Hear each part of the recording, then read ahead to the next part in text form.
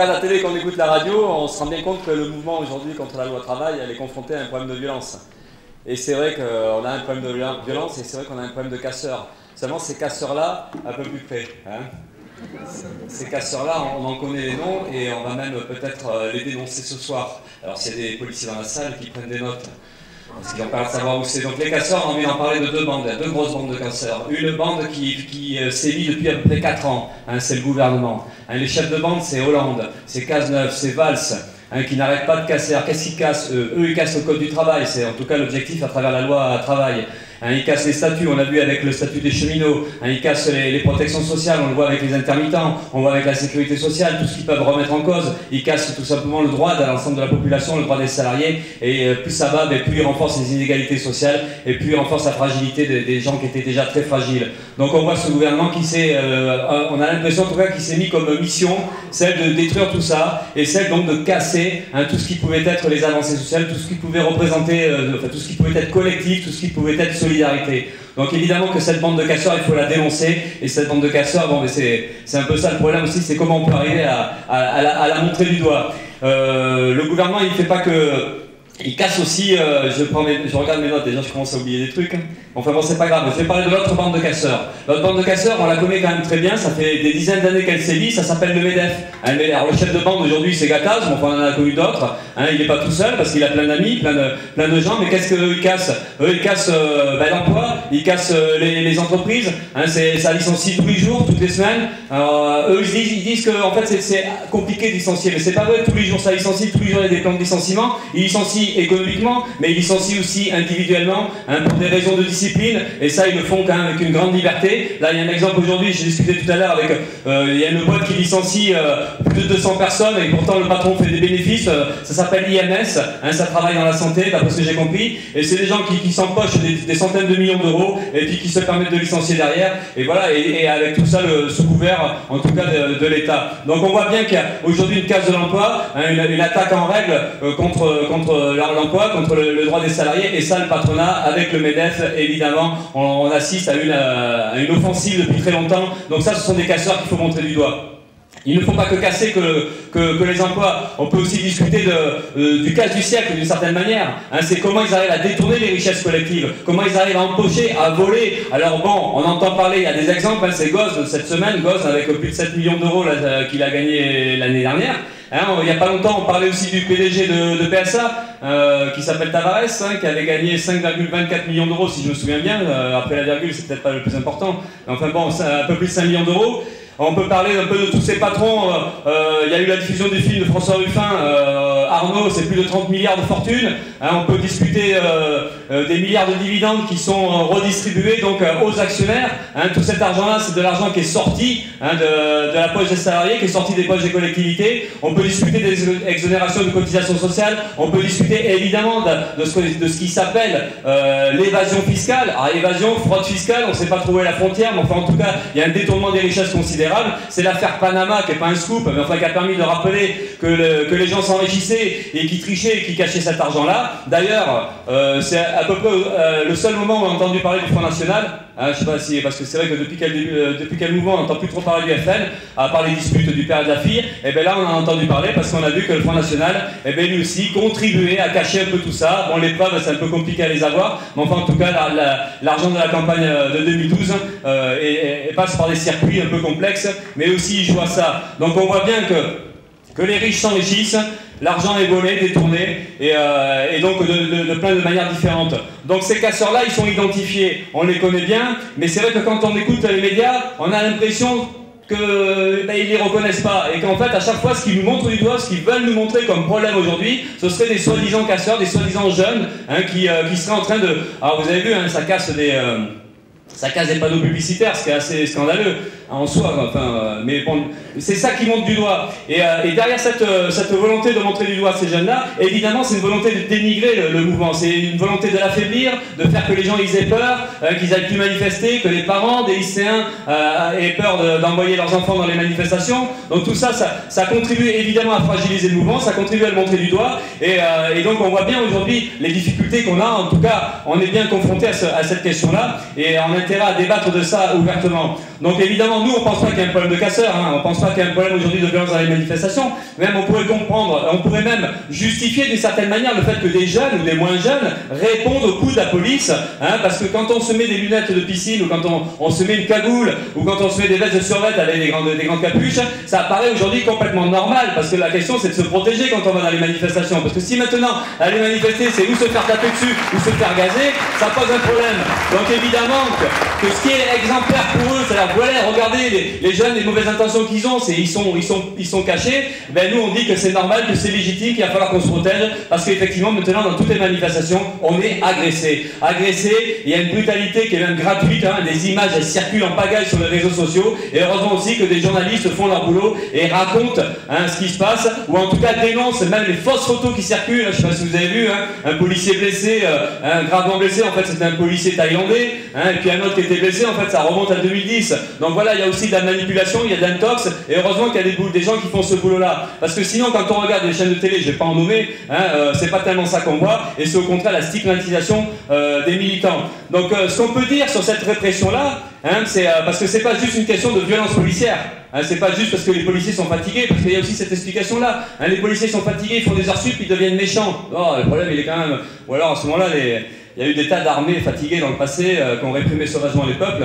Non, c'est des choix politiques. Aujourd'hui, on a un gouvernement qui fait un choix de frapper, un choix d'affaiblir, parce qu'en fait, il y a un mouvement social aujourd'hui qui ne supporte pas, bon, c'est pas une nouveauté, ils n'ont jamais supporté les mouvements sociaux. Mais là, il y a quelque chose qui est un peu surprenant. C'est vrai que même nous, on s'y attendait pas. Même nous, on était habitués à ces périodes de résignation, ces périodes où on baisse la tête, ces périodes où on prend les coups, puis on n'ose pas répondre, où on ne sait pas comment répondre. Et bien là, c'était la bonne nouvelle du début d'année, c'est qu'il s'est passé quelque chose. Alors nous, on est un peu surpris, on est content, on y va, mais tout le monde n'est pas content. Alors donc, du coup, évidemment, le gouvernement aujourd'hui, il a décidé qu'il fallait s'arrêter. Hein, surtout qu'on commence à discuter des amendements, donc vous allez voir, ça va être un peu mieux à l'arrivée. Hein, et puis après, il y a le championnat d'Europe de football, vous avez vu, hein, donc il faudrait que tout rentre dans l'ordre, hein, l'ordre républicain, évidemment. Donc on voit bien qu'il faut stopper tout ça, et que c'est pour ça qu'aujourd'hui on peut penser en tout cas que l'explication elle est là, c'est qu'il y a une volonté de faire taire, de museler, et donc il y a une intensification de la répression. Mais stigmatiser le mouvement, ou en tout cas l'affaiblir, il n'y a pas que la violence policière. Ils ont des tas de moyens, et il y a une propagande qui est énorme. Là je pense à l'épisode Finkielkraut, hein, vous en rappelez hein, la honte du mouvement, hein. D'ailleurs il y a encore, ce matin il y avait une tribune dans le Sud-Ouest, le journal Sud-Ouest c'est le journal bordelais, parce que je suis de là-bas. Je ne sais plus s'il est sociologue, s'il est historien, je crois qu'il est historien, et qui racontait qu'en fait les nuits debout pour lui c'était l'intolérance, c'était même limite le racisme, enfin Donc voilà, donc alors l'affaire Finkielkraut, vous vous rappelez, hein, c'était le truc incroyable, hyper choquant, hein, un intellectuel hyper progressiste, hein, Finkielkraut, hein, vient pour discuter, vient pour partager, et il se fait virer au bout de quelques minutes. Et là, vous avez vu toute une campagne dans les médias, pas que dans les médias, parce qu'on a eu une campagne aussi, évidemment, du côté des politiques, de droite notamment, mais pas que de droite, pour dire que c'était quand même inadmissible qu'on vire un mec comme ça, c'est quand même un mec qui passe à la télé, quoi, un mec qui parle souvent à la télé même, qui est reconnu, hein, et derrière, qui c'est qui a défendu Finkielkraut? Onfray, hein, ces philosophes, ces grands penseurs, hein, et puis Bruckner, et puis il y en a d'autres aussi comme ça. Mais ces gens-là, qu'est-ce qui leur arrive, hein? C'est qu'en fait, ces grands philosophes, ces grands penseurs, dès que les gens pensent par eux-mêmes, dès que les gens philosophent par eux-mêmes dans les places, ils ne supportent pas. Donc évidemment, il faudrait faire la leçon, expliquer aux gens que non, c'est pas bon, hein, il faut continuer à penser avec des Onfray, avec des Finkielkraut. Et là, c'est une manière de dénigrer un mouvement, c'est une manière de le rabaisser, c'est une manière de l'attaquer, parce que c'est de faire croire que finalement, dès que les gens bougent, dès qu'ils occupent des places, dès qu'ils se mobilisent, dès qu'ils pensent, dès qu'ils réfléchissent, c'est forcément le bordel. Eh bien nous, le bordel, on est pour. Et on est pour et on le défend.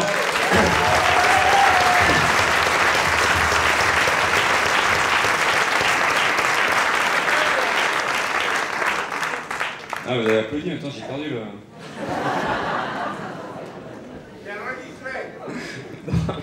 Donc évidemment que tout ça on le défend, et là je vais parler évidemment du mouvement. Bon, ça a été dit par Flo, ça a été dit y compris par Mathieu, mais ce qui se passe aujourd'hui, eh ben, ça nous fait un bien fou, c'est de l'oxygène, c'est ce qu'on attendait depuis longtemps. C'est qu'à un moment donné, et ça arrive heureusement, c'est qu'on relève la tête, que des gens relèvent la tête, qu'à un moment donné, et quand on relève la tête, c'est plus facile de penser, c'est plus facile de discuter, et c'est ce qui se passe aujourd'hui. Il y a quelque chose qui s'est construit, il y a quelque chose qui s'est mis en place, et on revient de loin, parce qu'on revient quand même il y a quelques mois d'un état d'urgence, hein, une sorte d'assommoir qui était là, il fallait faire peur à tout le monde, hein, il fallait que chacun se recroqueville sur lui-même, il fallait pas qu'on sorte, hein, il fallait qu'on fasse gaffe parce que le danger était partout. Bon ben voilà, il y a la surprise aujourd'hui, ça éclate, ça sort dans la rue, ça occupe des places, ça manifeste. Et ça c'est très bien parce qu'il y a deux choses qui se passent en même temps. Il y a d'un côté les manifestations qu'on va dire un peu classiques, manifestations syndicales, hein, de lutte contre la loi travail, hein, contre le démantèlement du code du travail, et à côté de ça, et on a vu en complément, et c'est très bien parce que ça montre aussi le besoin qu'il y a de discuter, et le besoin de prendre du temps,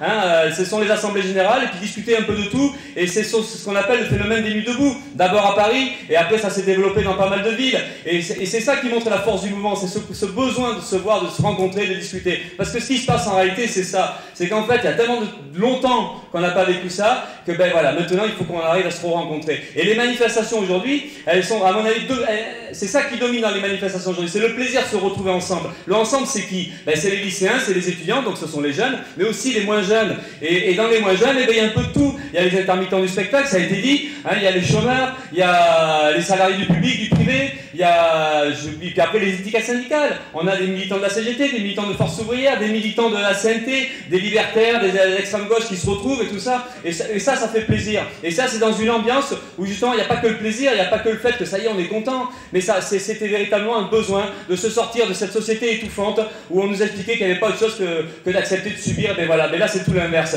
Et ça, c'est hyper important. Et quel que soit l'avenir du mouvement, quelle que soit la suite dans les semaines qui viennent, ça laissera des traces et pour un bon moment. Et ça va nous aider pour la suite, évidemment, parce que la suite pour nous, c'est pas juste il faut gueuler contre El Khomri. D'ailleurs, je dis nous, le NPA, mais il y a plein de gens qui n'ont pas que la loi El Khomri dans la tête. D'ailleurs, la force du mouvement, c'est que justement, ça dépasse largement la question de la loi El Khomri ou de la loi travail. C'est qu'aujourd'hui, on a envie de mettre tout sur la table. Parce qu'on a des comptes à régler avec ce gouvernement-là. Parce que c'est la loi El Khomri, mais c'était la loi Rebsamen, c'était la loi Macron, c'était l'accord national interprofessionnel, c'était combien de choses derrière, combien de trucs auxquels on n'a pas su répondre, on n'a pas trouvé des solutions pour riposter. Donc voilà, il y a tout ça qui est dedans. Et en plus, il y a quelque chose qui se passe aussi politiquement dans le mouvement, c'est que d'habitude, quand on se bat, hein, c'est contre la droite qu'on se bat d'habitude. Hein, enfin, voilà, c'est comme ça, un gouvernement de droite, on se bat, voilà, les réformes retraites par exemple 2010, on se battait contre Sarkozy. Mais à chaque fois, il y avait toujours un peu ce truc confus, c'est-à-dire qu'on se bat contre le gouvernement de droite, mais derrière, on aura peut-être une bonne solution électorale, quand on aura changé de président, quand on aura mis et bien on aura la solution, mais sauf que là, on sait qu'on n'en a pas de solution. On se bat contre un gouvernement dit de gauche, un gouvernement socialiste, et on sait que de toute façon, notre volonté, c'est pas de faire revenir la droite, hein, certainement pas, mais c'est quoi alors la solution?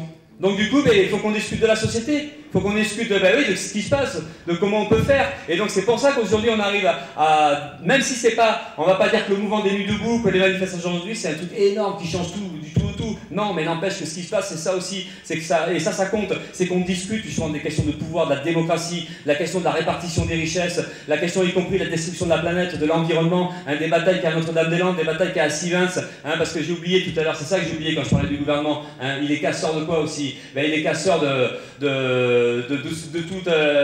l'environnement, parce qu'à Notre-Dame-des-Landes, ils vont détruire des bocages pour installer un aéroport, pour remplir les poches de Vinci, et puis à Sivens, ils vont détruire une forêt, hein, tout ça parce qu'il y a un barrage à mettre qui répond aux intérêts des céréaliers du coin. Donc c'est ça aussi cette casse-là. Donc ça se discute aujourd'hui. C'est justement le refus à la fois de l'écrasement des gens et le refus de la destruction de la planète, et donc l'envie de défendre ce qui est notre environnement, et ça passe par ces batailles-là, et c'est discuté. Et c'est pour ça que dans les nuits debout, ce qui est hyper important, c'est que ça permet de faire la convergence aussi de tout ça. La lutte sociale pour l'emploi et pour les salaires, la défense des services publics, et en même temps aussi, c'est la question de l'environnement. C'est comment on arrive à mener ces combats-là en même temps. Et puis évidemment, hein, il y a la question du racisme, la question des préjugés, la question du sexisme, de l'homophobie, tous ces trucs-là qu'il faut qu'on arrive à dénoncer, à combattre. Et les places des nuits debout, c'est ça qui se discute aussi. C'est comment on arrive à se battre parce que c'est le même combat. Donc ça c'est hyper important. Et pour nous, c'est pour ça que ça laissera des traces, parce qu'on est dans ce combat-là et on sait que ça ira beaucoup plus loin que la question de la loi El Khomri. Vous pouvez...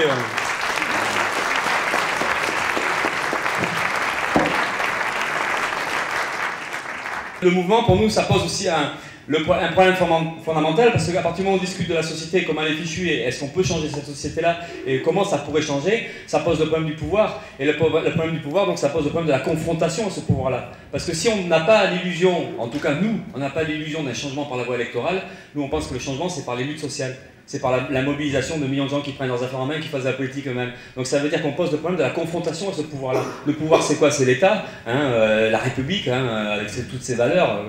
Et derrière, c'est un camp des possédants, ce sont les capitalistes, ce sont les banquiers. Donc il y a forcément la question de l'affrontement à ce camp-là. C'est comment on se défend, et quand on voit en plus la répression policière face à un mouvement pacifiste, on imagine bien qu'il va falloir qu'on se défende, qu'on s'organise, et quand on met ça sur ce terrain-là de la transformation de la société et du combat contre ce pouvoir-là, évidemment qu'il faut une organisation. Et ça pose le problème de comment on fait. Comment on discute, mais comment on s'organise, et c'est là où ça met en évidence le besoin d'un outil politique qui soit au service, enfin, qui soit le nôtre, celui des opprimés, celui des exploités, enfin celui de notre camp social, celui des gens d'en bas. C'est comment on le construit cet outil-là, on en a besoin. Donc c'est ça qu'il faut qu'on discute. Alors on n'ose plus dire le mot parti maintenant, parce que c'est tellement discrédité, c'est tellement abîmé par les partis existants, et puis même vous avez eu Macron, d'ailleurs Macron on n'ose même plus appeler son truc un parti, tellement c'est discrédité, il appelle ça un mouvement. Mais enfin, évidemment que nous, c'est pas ça qu'on veut construire, mais c'est comment, c'est un outil qui soit le parti, ça doit être un outil de défense des opprimés, qui nous aide à nous battre, à nous organiser. Donc ça, il faut qu'on arrive à le construire.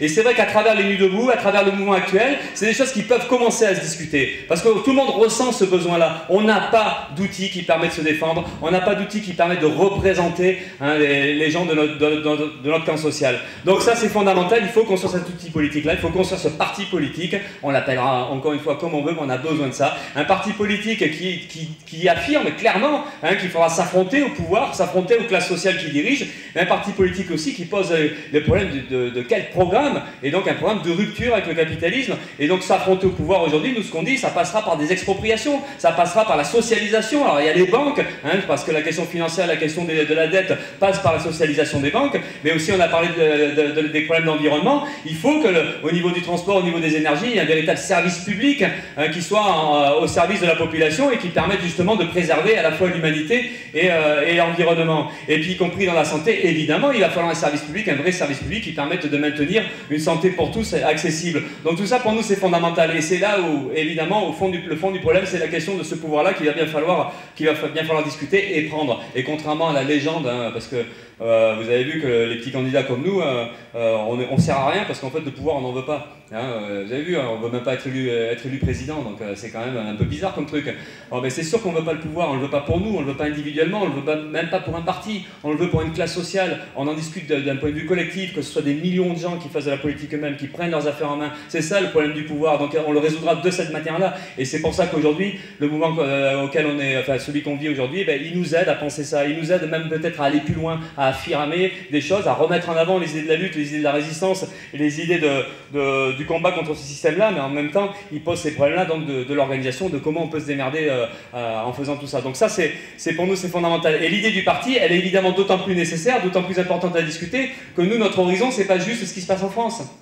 C'est pas juste régler les comptes avec un gouvernement Hollande et avec tous les possédants qu'il y a autour. Elle se discute évidemment à l'échelle internationale. Donc il y a le camarade syrien qui est intervenu pour raconter le drame qui est vécu par le peuple syrien. Mais nous, on est totalement sur cette idée internationaliste, c'est-à-dire qu'il faut qu'on se batte avec les autres peuples. On a de toute façon les mêmes ennemis, les mêmes adversaires, les banquiers, les capitalistes, les oppresseurs. Donc,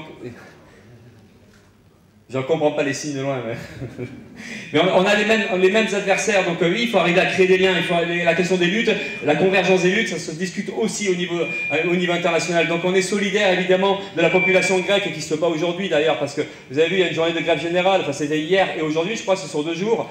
Donc la bataille continue. On est solidaire évidemment de la population espagnole qui se bat aussi contre l'austérité, solidaire des populations dans l'Europe, mais au-delà de l'Europe, on est solidaire évidemment de la population palestinienne contre l'État colon israélien. On est solidaire de la population égyptienne qui se bat aujourd'hui contre la répression sauvage de la dictature de Sisi en Égypte.